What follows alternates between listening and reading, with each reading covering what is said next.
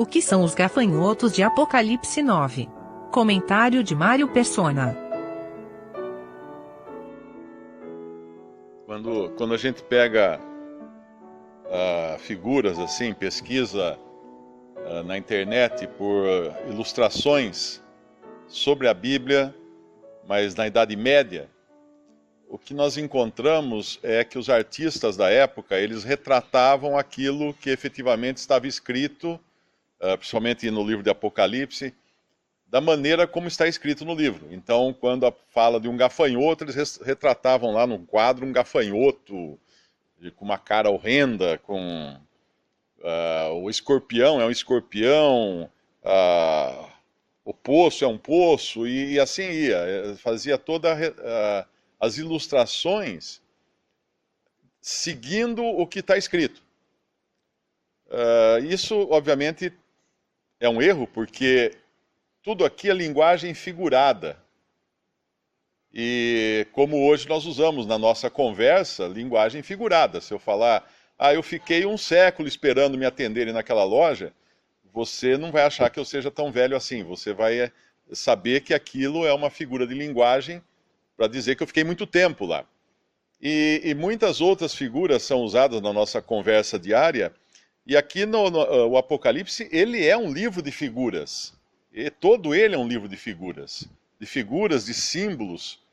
Então, o segredo para entender é descobrir o que esses símbolos significam. E geralmente eles não são aquilo que nós conhecemos hoje. Porque existem muitos livros escritos sobre o Apocalipse, e quando você chega aqui em simbolismos, como eu já vi isso num livro uma vez, quando dizia que eram gafanhotos, que no versículo 7, o parecer dos gafanhotos era semelhante ao de cavalos aparelhados para a guerra, e sobre as suas cabeças havia coroas semelhantes de ouro, seus rostos eram rostos de homens, e aí no versículo mais para frente vai falar que eles tinham caudas semelhantes a escorpião. Ruído, no versículo 9. O ruído das suas asas era como o ruído de carros com muitos cavalos. Pronto. Resolveram. No livro de profecia, o autor resolvia o problema na hora. Isso aqui era um helicóptero armado com armas de fogo, porque ele vai soltar fogo num determinado momento aqui. A coroa são as placas, as lâminas do helicóptero em cima, que parecem uma coroa. E aí tinha até um que explicava que o poder na sua cauda é porque os helicópteros modernos também já disparam pela parte de trás do helicóptero. Então, quando a pessoa chega nesse nível de interpretação da Bíblia, ela corre um sério risco, porque ninguém poderia ter entendido a Bíblia antes da invenção do helicóptero, e de repente vão aparecer os drones aí, que não tem nada a ver com helicóptero, vão aparecer outros veículos voadores, e aí vai tudo pro lixo a interpretação que a pessoa fez usando figuras modernas. E quando fala muito de morte, de destruição, de fogo, logo vem aqueles que vão tentar interpretar isso como uma guerra atômica. Não que não possa ter uma guerra atômica no futuro. Pode ter, mas as figuras aqui não são exatamente isso que nós conhecemos hoje, coisas materiais. A Bíblia, ela trata muito da questão espiritual do homem. E ela trata muito da questão, e aí no Apocalipse aqui, da questão do declínio moral, do declínio espiritual, da apostasia. E embora vão existir sim guerras, porque fala de guerras efetivamente, o grande dano de tudo isso que nós vamos ler aqui, que nós estamos lendo no capítulo 9, é o dano espiritual para as pessoas. E quando fala de morte, alguns lugares aqui nós vamos ouvir falar de morte. A morte mais séria para Deus não é a morte física. E nós sabemos disso, porque um crente quando morre, para ele é lucro, como Paulo falava. A morte mais séria para Deus é a morte espiritual. E lá em Efésios fala que nós estávamos mortos em delitos e pecados. Obviamente ninguém iria entender que nós éramos zumbis, né? Que de repente agora estamos vivos, mas antes a gente estava morto. Não, estávamos mortos espiritualmente. E assim é todo esse simbolismo. O que é importante é entender qual o pensamento de Deus em tudo isso, o que ele quer mostrar. E, obviamente, Apocalipse é o livro onde a maior parcela dele, a partir do capítulo 4, vai mostrar a terra durante os 7 anos de juízo que vão cair sobre a terra, porém que será um juízo muito mais forte no sentido moral, demoníaco, não é? Espiritual. Satanás vai ser lançado na terra num determinado momento aqui, o anticristo vai surgir, inclusive nesse capítulo, ele já aparece prefigurado aqui, e toda a sua influência demoníaca sobre as pessoas que rejeitaram a Cristo e as pessoas que irão seguir esse anticristo. Então o assunto todo é nesse sentido. Se vai ter uma bomba atômica, se não vai ter uma bomba atômica, não é a coisa mais importante desse livro. Porque em Hiroshima e Nagasaki tiveram 2 bombas atômicas. E nem por isso o mundo acabou, nem por isso hoje lá Hiroshima é uma cidade maravilhosa, toda reconstruída. E não é assim que funciona a interpretação bíblica. Nós temos que ver o que espiritualmente está sendo dito nesses capítulos, para não perder o foco. E o foco vai ser sempre em Deus julgando aqui a terra e exaltando o seu Filho, nosso Senhor Jesus Cristo. O versículo 1 parece falar do mesmo assunto do versículo 11 do capítulo 8, quando fala que, no versículo 10 do capítulo 8, o terceiro anjo tocou a sua trombeta e caiu do céu uma grande estrela ardendo como uma tocha, e caiu sobre a terça parte dos rios e sobre as fontes das águas, e o nome da estrela era Absinto, e a terça parte das águas tornou-se em absinto, e muitos homens morreram das águas, porque se tornaram amargas. E agora no versículo 1 do capítulo 9 de Apocalipse, diz que o quinto anjo tocou a sua trombeta, e viu uma estrela que do céu caiu na terra, e foi-lhe dada a chave do poço do abismo. E abriu o poço do abismo e subiu fumos do poço, como fumo de uma grande fornalha, e com o fumo do poço escureceu-se o sol e o ar. Aparentemente, aqui está nos falando da mesma influência demoníaca que vai ser derramada sobre a terra através de um poder. Esse poder poderia ser o anticristo, mas de qualquer maneira ele vai não só matar as pessoas pelas águas amargas, eu não creio nisso literalmente, mas eu creio que seja aquilo que é a vida, né, que dá vida, que é a água, isso acabaria dando morte, resultando em morte. E também, aqui no versículo 2 do capítulo 9, fala de uma grande fornalha e fumaça. Fumaça do poço, escureceu-se o sol e o ar. Então a gente vê água, ar, sol, tudo aquilo que é necessário à vida, sendo agora neutralizado por um poder satânico. E para a gente entender melhor esse versículo 2 do capítulo 9, em 2 Coríntios capítulo 4, versículos 3 e 4. Mas se ainda o nosso evangelho está encoberto, para os que se perdem está encoberto, nos quais o Deus deste século cegou os entendimentos dos incrédulos, para que lhes não resplandeça a luz do evangelho da glória de Cristo, que é a imagem de Deus. A fumaça faz isso, a fumaça cega, a fumaça esconde a luz, a fumaça não permite que as pessoas enxerguem um passo além, a fumaça obscurece tudo. E é isso que vai acontecer aqui também, talvez tendo uma relação com aquilo que fala em 2 Tessalonicenses, quando aqueles que não creram na verdade crerão na mentira, porque eles não vão ter luz alguma para crer na verdade, eles não vão enxergar de maneira alguma, porque o Deus desse século, obviamente, escureceu as suas mentes, os seus pensamentos. Essa influência que vai ser notória lá no futuro, ela já começa em 1 João, capítulo 4, versículo 1.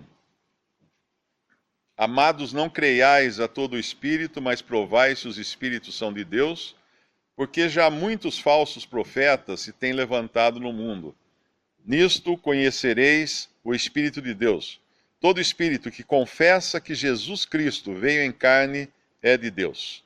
E todo espírito que não confessa que Jesus Cristo veio em carne não é de Deus. Mas este é o espírito do anticristo, do qual já ouvistes que há de vir, e eis que já está no mundo. Então, o ataque à verdade, em especial a verdade da divindade de Cristo, a verdade da Trindade, Deus Pai, Deus Filho, Deus Espírito Santo, embora ela já tenha começado, esse ataque já tenha começado há algum tempo, e ele até desde quando no início da igreja já existiam aqueles que começaram a negar a divindade de Cristo, porque João fala que ele já está no mundo, esse espírito do anticristo já está no mundo, essa influência do anticristo já está no mundo, esteve no mundo nos últimos 2000 anos e vai se revelar de forma declarada nesse tempo aqui de que nos fala a quinta trombeta, que é soada aqui em Apocalipse, que é a negação da verdade e principalmente da verdade concernente à pessoa divina de nosso Senhor Jesus Cristo. Esse é o ataque que vai cada vez mais piorar e chegar a atingir o seu ápice quando o homem da iniquidade se assentar no templo de Deus se declarando Deus.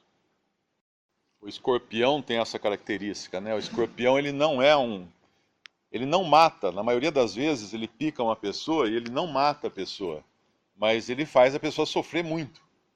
E por isso é um escorpião aqui, não alguma outra coisa venenosa que matasse. E o gafanhoto também tem essa característica que o irmão falou, da falta de governo que vai existir, da anarquia que vai acontecer nessa época. Lá em Provérbios tem um versículo bem interessante, Provérbios 30, e aí a gente vê por que Deus usa certas figuras, né? Na própria Bíblia ele responde a razão. Provérbios capítulo 30, versículo 27. Os gafanhotos não têm rei, e contudo todos saem e em bandos se repartem. Então é bem característico do gafanhoto que eles, apesar de não terem rei, como a rainha, como as abelhas, por exemplo, eles promovem uma ação conjunta de destruição. Eu nunca vi uma revoada de gafanhotos, né? Acontece mais na África, no Oriente Médio, mas em filmes que a gente vê, é uma nuvem que ela anda toda junta, ela desvia para um lado, desvia para o outro, desvia para o outro, como se tivesse realmente alguém controlando, mas não tem ninguém visível controlando. Nós sabemos, obviamente, que por trás disso está todo um poder demoníaco também e o juízo de Deus usando esses instrumentos agora para julgar a terra. Esses gafanhotos, que têm como poder de escorpião, eles não destroem o alimento, como é dado aqui, diz a eles, para não destruir o alimento. Mas aqui fala no versículo 5 que eles atormentassem. E o tormento semelhante ao tormento do escorpião quando fere o homem. O que é isso? Muita dor, mas não morte. Mas essa não é uma dor física, na realidade, é uma dor espiritual, uma dor mental, uma dor... é só pensar assim, uma pessoa que é louca, uma pessoa que tem um problema mental, ela vive aflita, desesperada, se debatendo, ela não consegue se livrar daquilo. Aparentemente não tem nada errado com ela, mas ela vive um inferno dentro dela. E isso é o que vai acontecer, porque são demônios também que estarão soltos pela terra para instigar os homens, né? Para mexer com os homens, como se fossem esses gafanhotos também, demônios libertos, livres, para agir livremente sobre a terra, que estará então, não terá o Espírito Santo, que é aquele que vai deter muitas das coisas, que detém hoje muitas das coisas que acontecem aqui. Esses 5 meses do versículo 5 Também não precisa ser necessariamente um tempo fixo, porque o número 5 é o número da responsabilidade humana. Nós temos cinco dedos na mão, tudo na Bíblia, quando fala de 5, tem a ver com responsabilidade humana. E isso aqui, tudo que vai acontecer, é a responsabilidade do homem. É uma resposta, ou a falta de responsabilidade do homem, de crer naquilo que Deus havia dado. Também no versículo 7, nós vemos esses gafanhotos com outras características adicionais aqui. Eles parecem cavalos aparelhados para a guerra. O que é um cavalo aparelhado para a guerra? É um que domina uma batalha. Numa batalha, nos tempos antigos, os cavalos aparelhados para a guerra é o que davam a diferença na batalha. Que era uma pessoa... Tanto é que no Brasil, até recentemente, alguns países ainda usam isso, a cavalaria era usada contra manifestações populares. Porque você na frente de um cavalo, você realmente tem que correr. Ele assusta, ele é grande. Um soldado montado num cavalo impressiona muito mais do que um soldado a pé. E isso é um poder de subjugar os homens. Também o fato dele ter coroas semelhantes ao ouro, mas não são coroas de ouro, é que tudo isso vai parecer algo real, ou com dignidade real. Mas não é, é falso. Não fala que as coroas são de ouro. Fala que eram semelhantes ao ouro. As pessoas vão olhar para tudo isso e vão falar assim, não, esses têm poder para falar o que ele faz, ou fazer o que ele faz, falando aqui do anticristo também, mas é semelhante ao ouro, não é de verdade, é de lata, não tem nada a ver com realeza, com coisa genuína. E os rostos de homens, no versículo 7, final do versículo 7, isso já está acontecendo hoje. Toda a filosofia humana, ela tem rosto de homem. O humanismo hoje impera nas escolas, mesmo nas igrejas, nas denominações, tudo é centrado no homem. Tanto é que lá em Romanos, quando Paulo fala, Romanos capítulo 1, quando ele fala da idolatria, no versículo 23, versículo 22, dizendo-se sábios, tornaram-se loucos, porque o homem se acha sábio, e mudaram a glória do Deus incorruptível, ou seja, substituíram a glória, seria a palavra mais correta aí, em semelhança da imagem de homem corruptível, e de aves, e de quadrúpedes, e de répteis. Interessante que tudo começou com um réptil, e agora, em primeiro lugar, tem um homem, nessa sequência de ídolos aqui. E o homem hoje adora o homem, e o homem vai cada vez mais exaltar o homem. Então, por isso que tem rosto de homem. Porém, no versículo 8, e tinham cabelos como cabelos de mulheres. Por que tinham cabelos como cabelos de mulheres? Porque eles estão, apesar de não existir um governo real, vamos dizer assim, no mundo nessa época, uma anarquia, uma coisa, existe a influência satânica. E existe aqueles que estarão submissos à influência satânica. Porque o cabelo da mulher nos fala de submissão. E esses gafanhotos aqui, eles estão submissos a alguma autoridade. Claro, Satanás está por trás de tudo isso. Um irmão comenta que esse espinho na cauda, ele tem esse duplo aspecto. Um do falso profeta, como o irmão leu naquela passagem do Antigo Testamento, que o falso profeta fala de cauda, e o outro, que o espinho na cauda é porque a cauda é o fim de alguma coisa. Então aquilo que as pessoas não vão perceber no começo, ou no começo vão achar que está tudo bem, no final elas vão ver as consequências de tudo aquilo. É como um viciado em drogas, né? Ele começa tomando e se sentindo bem, mas no final ele vai descobrir como aquilo é destrutivo.